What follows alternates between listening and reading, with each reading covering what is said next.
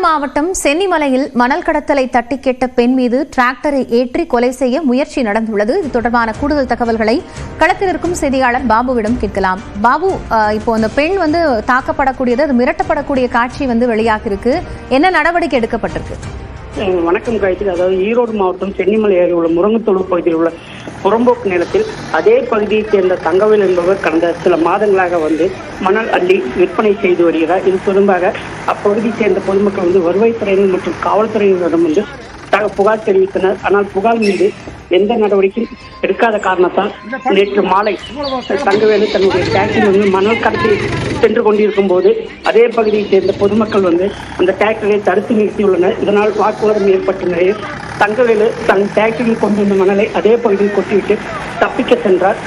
அப்போது அந்த முருங்கத்தோடு பகுதியைச் சேர்ந்த ஜோதிலட்சுமி என்பவர் டிராக்டரை தப்பி செல்ல விடாமல் முன்னின்று தடுத்த போது தன்னுடைய இருசக்கர வாகனத்தையும் கொண்டு தடுத்துள்ளார். ஆனால் தங்கவேலு தப்பி செல்வதற்காக அந்த பெண் மீது மோதுவதை போல் சென்று கொல்ல முயற்சித்தார். இதனையடுத்து அந்த பெண் சுவனம் தப்பி சென்ற நிலையில் தங்கவேலு தன்னுடைய டிராக்டரை ஓட்டி சென்றுள்ளார். ஆனால் இது குறித்து காவல்துறையினர் மற்றும் வருவாய்த்துறையினர் எந்தவித நடவடிக்கையும் எடுக்கவில்லை என்பது குறிப்பிடத்தக்கது. காயத்ரி, மணல் கடத்தலை தட்டி கேட்ட ஒரு பெண்ணுக்கு இது போன்ற அதிர்ச்சியூட்டக்கூடிய நிகழ்வு நடந்தேறி இருக்கிறது. விரைவில் அதிகாரிகள் கவனத்திற்கு சென்று நடவடிக்கை எடுப்பார்கள் என எதிர்பார்க்கலாம்.